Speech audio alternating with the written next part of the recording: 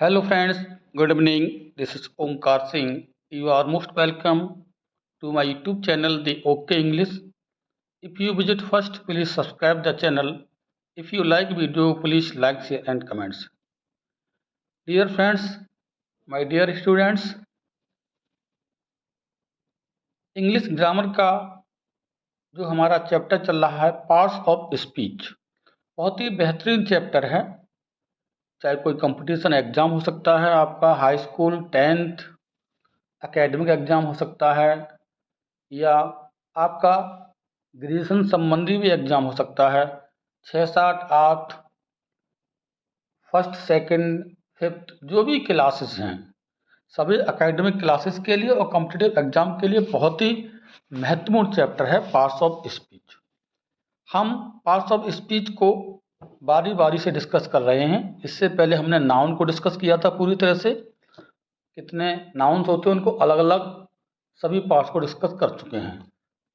अब हम जो है प्रोनाउन को डिस्कस करेंगे, इसका मीनिंग क्या है, कितने प्रकार होते हैं, थोड़ा शॉर्ट में समझेंगे, फिर इसका विस्तार से बारी बारी से सिंगल रूप में हम अध्ययन करेंगे।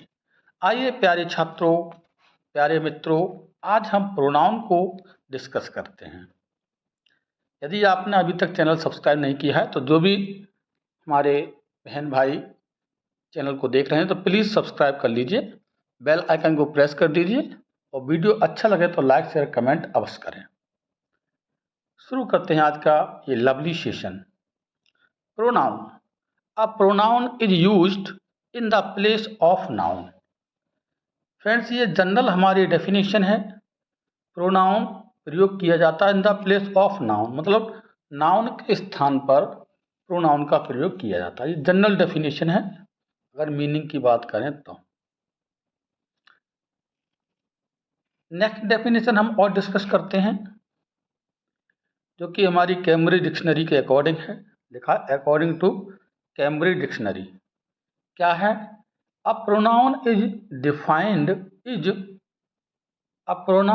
Defined as a word that is used instead of a noun or a noun phrase.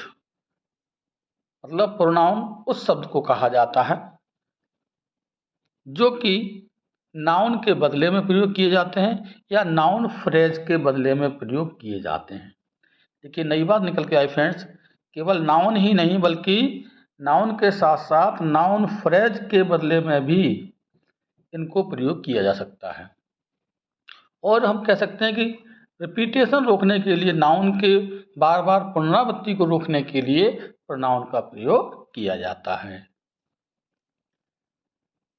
अब कुछ और महत्वपूर्ण पॉइंट दिए हैं, नोटेड पॉइंट है। It substitute the noun in a paragraph और piece of writing to avoid repetition of the noun. देखिए हम बता रहे थे अभी कि ये सब्स्टिट्यूट होता है, मतलब उसकी जगह यूज होने वाला नाउन का सब्स्टिट्यूट होता है। जब कोई पैराग्राफ लिखते हैं या किसी प्रकार का कोई भी राइटिंग होता है तो उसमें नाउन के बार बार दोहराया जाना या बार बार रिपीट होने के लिए हम प्रोनाउन का प्रयोग करते हैं। और देखते हैं friends, pronouns can be used in singular and plural forms. तो फ्रेंड्स, प्रोनाउन का प्रयोग हम सिंगुलर फॉर्म में भी कर सकते हैं और उसका प्रयोग प्लूरल फॉर्म में भी किया जा सकता है। अलग अलग तरह से इनका यूज होता है। काइंड्स ऑफ प्रोनाउन देखते हैं, ये तो डेफिनेशंस रही।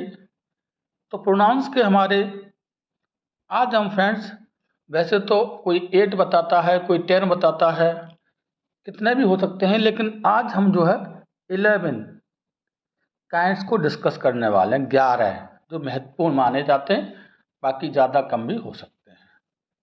आइए 11 हम काइंड्स को डिस्कस करेंगे। पहला हमने लिया है पर्सनल प्रोनाउन। अगर पर्सनल प्रोनाउन की बात करें गाइस, तो ये पुरुषवाचक सर्वनाम होते हैं। जैसे आई है, एग्जाम्पल दिए हैं इसके, उदाहरण कौन कौन से पर्सनल प्रोनाउंस आते हैं। आई है, यू है, ही है, she, it, we, they, me, him, her, us, them, ये सभी हमारे पर्सनल प्रोनाउन की गिनती में माने जाते हैं। दूसरा नंबर हमने लिया है पजेसिव प्रोनाउंस। अगर पजेसिव की बात करें तो अधिकारवाचक सर्वनाम कहा जाता है, मतलब इसमें अधिकार जताया जाता है। जैसे दिया है mine, yours, his, hers, ours, ours, theirs. ये सभी हमारे प्रोनाउंस जो हैं फ्रेंड्स, ये कैसे हैं? पजेसिव प्रोनाउंस माने जाते हैं। इनको अगर 2 बार वीडियो को देखेंगे, 2 से 3 बार देखना पड़ेगा भाई गाइस, तब आपके दिमाग में ये बैठ जाएंगे और आप आराम से कंपटीशन में या अपनी परीक्षा में इसको आराम से नोट डाउन कर सकते हैं और आसानी से आंसर ढूंढ सकते हैं। तीसरा नंबर हमने लिया है डेमोन्स्ट्रेटिव प्रोनाउंस। डेमोन्स्ट्रेटिव का मतलब होता है संकेतवाचक प्रोनाउन, जो हमें संकेत देते हैं। जैसे पास की चीज के लिए दिस और दैट का प्रयोग करते हैं, दूर के लिए दैट का प्रयोग करते हैं, ये सिंगुलर फॉर्म में होता है। दीज का पास की चीज और दोज का दूर की चीज, ये प्लूरल फॉर्म में यूज होते हैं। सच का, द सेम, ये सभी हमारे डेमोन्स्ट्रेटिव प्रोनाउन के अंतर्गत आते हैं। फ्रेंड्स, केवल ये बताना चाहना है कि कितने प्रकार होते हैं। प्रकार के बारे में कोई इसमें सॉलिड फिश नहीं है, तो इसलिए हम 11 का डिस्कस कर रहे हैं। आगे पीछे भी हो सकते हैं, वैसे 11 आप मान के चलिए। ओके, कोई 8 ही बताता है मैन, लेकिन हम 11 डिस्कस कर रहे हैं, 11 ही मैंने, आप समझ जाएंगे। तो जनरल केवल हम डिस्कस कर रहे हैं, विस्तार से पढ़ाएंगे आपको, तो एक एक करके हम लेंगे, जो कि एक एक वीडियो पर 10 से 15 मिनट का बनने वाला है अलग से। इसके बाद कोई क्वेश्चन आपका क्वेरी का बचेगा नहीं। अगला हमने लिया है फ्रेंड्स, 3 हो गए, चौथा लिया है हमने डिस्ट्रीब्यूटिव प्रोनाउंस।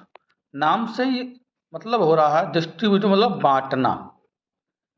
व्यष्टिवाचक प्रोनाउन से कहते हैं व्यष्टिवाचक प्रोनाउन। इसके एग्जाम्पल हैं ईच, आइदर, नाइदर या नेदर। ये हमारे डिस्ट्रीब्यूटिव प्रोनाउंस के अंतर्गत आते हैं। आइए अगला पॉइंट डिस्कस करते हैं फ्रेंड्स, 5वां है रेसिप्रोकल प्रोनाउन। रेसिप्रोकल को मतलब होता है पारस्परिक संबंधवाचक प्रोनाउन। इसमें 2 ही पाए जाते हैं, ईच अदर और one another. Each other का प्रयोग 2 के लिए होता है और इसके लिए 2 प्लस के लिए होता है, मतलब 2 से ज़्यादा के लिए वन एन अदर का प्रयोग करेंगे। अगर 2 व्यक्तियों की बात होती है तो हम ईच अदर का प्रयोग करते हैं। तो हमारे रेसिप्रोकल प्रोनाउन के अंतर्गत वन एन अदर और ईच अदर 2 का प्रयोग किया जाता है। छठा नंबर देखते हैं फ्रेंड्स, रिफ्लेक्सिव प्रोनाउंस।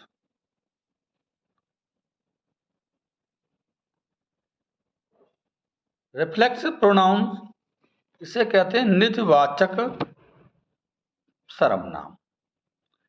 इसका जो हिंदी मीनिंग है, अगर देखिए कंफ्यूज नहीं होना, इस तरह के और भी मिलेंगे आपको आगे वर्ड्स, तो इसका हिंदी मीनिंग से हम यूज करेंगे अपने आप को। जब अपने आप को हिंदी मीनिंग निकलता है किसी सेंटेंस में, तब हम रिफ्लेक्सिव प्रोनाउन का प्रयोग करते हैं। मतलब है निजवाचक। जैसे my self, yourself, himself, herself, itself, ourselves, yourselves, themselves। ये हमारे सभी गाइस जो दिए हैं, ये सब क्या हैं? रिफ्लेक्सिव प्रोनाउंस के अंतर्गत आते हैं। ओके, अब इसका यूज एग्जाम्पल के तौर पर लेते हैं, कहाँ किया जाता है, गलती ना हो। इसका मीनिंग देखना, अपने आप को अर्थ निकलेगा। कह रहा है दे हर्ट देम सेल्व्स। जब किया जाता है जब किसी सेंटेंस का सब्जेक्ट और ऑब्जेक्ट, ध्यान दीजिए गाइस, सब्जेक्ट एंड ऑब्जेक्ट एक ही व्यक्ति हो। सब्जेक्ट एंड ऑब्जेक्ट एक ही व्यक्ति के बारे में संकेत कर रहा हो, ऐसी स्थिति में हमें रिफ्लेक्सिव प्रोनाउंस का प्रयोग करना होता है। जैसे दिया है दे हर्ट देम सेल्फ, उन्होंने अपने आप को चोट पहुंचाई, या उन्होंने अपने आप को चोट पहुंचाई। तो इस तरह से हमारा देम सेल्फ ये प्रयोग हो गया, जो कि रिफ्लेक्सिव प्रोनाउन के रूप में यूज हुआ है। अगला नंबर हम लेते हैं, छठा सातवां, जो बाद में गिन लेंगे, रिलेटिव प्रोनाउंस।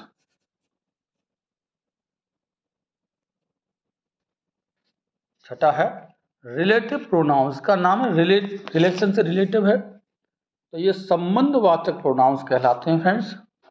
एग्जाम्पल देखेंगे, हु है इसमें, हुम है, हुज है, विच है और दैट। ये वर्ड्स हमारे रिलेटिव प्रोनाउन के अंतर्गत आते हैं। अगला हम सातवां नंबर लेंगे, इंटेरोगेटिव प्रोनाउंस। नाम से ही दिख रहे हैं इंटेरोगेटिव, प्रश्नवाचक सर्वनाम। जैसे हु है, हुम है, हुज है, व्हाट है, विच है, ये सभी हमारे इंटेरोगेटिव प्रोनाउंस कहे जाते हैं। अब फ्रेंड कंफ्यूज आपको होना बिल्कुल नहीं है। अभी हमने ये देखा था रिलेटिव प्रोनाउंस, इसमें भी हु, हुम, हुज, विच, दैट का यूज हुआ देखो, और इससे भी कुछ मिलते हुए हैं, हु है, हुम है, हुज है, वाट है और विच है। तो केवल वहाँ दैट का अंतर है, वाट का, बाकी सेम है। अब इनका अगर हम यूज करके बताएंगे कहाँ कब होता है, तो वो नेक्स्ट वीडियो हम इनके अलग अलग लेके आएंगे। सॉरी, इस समय हम शॉर्ट में देख रहे हैं कि कौन से प्रयोग किए सकते हैं। अब देखिए, कोई शब्द अपने आप में कुछ भी हो सकता है, वो यूज पर डिपेंड करता है कि कहाँ यूज हो रहा है, तब उसका क्या मीनिंग निकल रहा है। ठीक है। देखिए कितने हम डिस्कस कर चुके हैं अब तक, थोड़ा काउंट कर लेते हैं गाइस। देखिए नंबर 1 हो गया पर्सनल प्रोनाउन, नंबर 2 पजेसिव, 3 में डेमोस्ट्रेटिव प्रोनाउंस, 4 में distributive, 5 reciprocal, 6 reflexive, 7 relative pronouns और 8 इंटरोगेटिव प्रोनाउंस तक हम डिस्कस कर चुके हैं। आइए करते हैं अब 9 नंबर, इनडेफिनिट प्रोनाउंस। इसका मतलब ये इनडेफिनिट अर्थात अनिश्चयवाचक, कोई निश्चय नहीं, अनिश्चयवाचक सर्वनाम कहलाते हैं। इसमें काफ़ी होते हैं, एवरीबॉडी है, एवरीवन है, somebody, someone, anybody, anyone, nobody, no one, none, many, each, everything, anything, anyone, all, some, any, what, few, another, much, little, more। देखिए एनीवन एक ये आ गया है, एक ये आ गया है, इसको हम हटा दिया, ठीक है, एक ही मान लो, सब एक ही है। तो ये काफ़ी हमारे ठीक सारे हैं इतने, यहाँ से लेकर के और ये आगे तक सभी हमारे क्या कहलाएंगे गाइस, ये हमारे सभी इंडेफिनिट प्रोनाउन के अंतर्गत आते हैं। इनका यूज जब करेंगे, सिंगल सिंगल पढ़ाएंगे, एक एक करके वीडियो बनाएंगे तब समझ में। तो 9 नंबर हमने पढ़ लिए। अब 10वां देखते हैं गाइस, इंटेंसिव प्रोनाउंस, या इसको एम्फेसाइजिंग प्रोनाउंस, या इसको एम्फेटिक प्रोनाउंस, कई नाम दिए गए हैं, इंटेंसिव, एम्फेसाइजिंग, एम्फेटिक। इसका मतलब होता है दबाव सूचक या जोर देना। जब हमें सब्जेक्ट पर जोर देना होता है, किस पर, किसी भी सेंटेंस के अगर सब्जेक्ट पर जोर देना होता है, फोर्स करना होता है, ऐसी स्थिति में हम इंटेंसिव, एम्फेसाइजिंग या एम्फेटिक प्रोनाउन का प्रयोग करते हैं। अब इसका जो मीनिंग है उसका ध्यान रखना, जैसे स्वयं, खुद, आप ही, ये अर्थ निकलेंगे इसका प्रयोग करने पर। कुछ एग्जाम्पल दिए, देखिए कौन कौन से वर्ड होते हैं, myself, yourself, himself, herself, itself, ourself, yourself भी हो सकते हैं। ये सभी हमारे क्या होते हैं फ्रेंड्स, एम्फेटिक या इंटेंसिव या एम्फेसाइजिंग प्रोनाउंस होते हैं। अब अभी आपने इससे पहले रिफ्लेक्सिव प्रोनाउन पढ़ा था, सेम वर्ड हैं, दोनों सेम वर्ड हैं, कंफ्यूज बिल्कुल नहीं होना है। उसका जो रिफ्लेक्सिव का मतलब था, उसका मतलब था अपने आप को, क्या था आपको रिमाइंड करा दें, अपने आपको ये अर्थ निकलेगा उसका। जैसे दे हर्ट देम सेल्फ, उन्होंने अपने आप को चोट पहुंचाई। अब यहाँ पे अर्थ क्या निकलने वाला है? स्वयं, खुद, आप ही। ठीक, वहाँ का प्रयोग करते हैं जब सब्जेक्ट और ऑब्जेक्ट एक ही व्यक्ति के लिए होता तब करेंगे। अब इसमें सब्जेक्ट पर जोर देने के लिए तो इसका यूज खास तौर से सब्जेक्ट के तुरंत बाद होता है, ये पहचान है इसकी। जैसे ये दिया है she herself wrote this letter. अब देखिए हर सेल्फ वर्ड है, सब्जेक्ट के तुरंत बाद यूज हुआ है, ध्यान रखना। अब वो क्रिया के बाद यूज होता है, क्योंकि ऑब्जेक्ट क्रिया के बाद आता है, तो क्रिया के बाद अगर यूज हो रहा है इस तरह के वर्ड आपके सेल्फ वाले, तो आप समझेंगे कि हमारा रिफ्लेक्सिव है। और क्रिया से पहले या कहना चाहिए सब्जेक्ट के तुरंत बाद अगर यूज हो रहा है तो हमारा ये क्या है?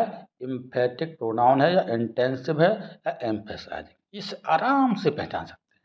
अब जैसे कि मीनिंग देख लेते हैं फ्रेंड्स, का मीनिंग कैसे निकल रहा है।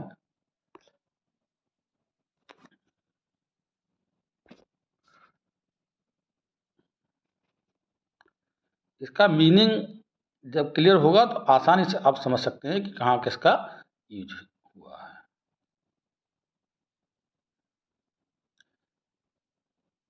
मीनिंग क्या निकलना चाहिए अभी हमने बताया था। जैसे खुद, स्वयं, आप ही। सी हर सेल्फ, वह स्वयं या उसने खुद। रोट दिस लेटर, उसने स्वयं इस पत्र को लिखा। उसने खुद इस पत्र को लिखा। उसने आप ही या खुद ही इस पत्र को लिखा। तो उसने खुद ही, तो इस पर जोर दिया गया, फोर्स किया गया, इसको दबाव किया गया है। ऐसी स्थिति में हम कहना चाहिए एम्फेसाइजिंग या एम्फेटिक प्रोनाउन का प्रयोग करते हैं। तो ये आपके समझ में आ गया। 10 नंबर पढ़ लिए फ्रेंड्स। अंतिम नंबर हमारा है 11 नंबर, एक्सक्लेमेटरी प्रोनाउंस। इसका प्रयोग में व्हाट आता है। क्या आता है? व्हाट, मतलब विस्मय बोधक सर्वनाम। मतलब व्हाट का प्रयोग जब सेंस ऑफ सरप्राइज, आश्चर्य के भाव को एक्सप्रेस करने के लिए किया जाता है तो वह एक्सक्लेमेटरी प्रोनाउन कहलाता है। इसके एग्जाम्पल, इसके उदाहरण हम जो है जब विस्तार से अलग अलग पढ़ाएंगे तब देंगे, वीडियो बड़ा हो जाएगा। तो आज का वीडियो कैसा लगा कमेंट बॉक्स में लगाएंगे। उम्मीद है अच्छा लगा होगा। Thanks for watching this video.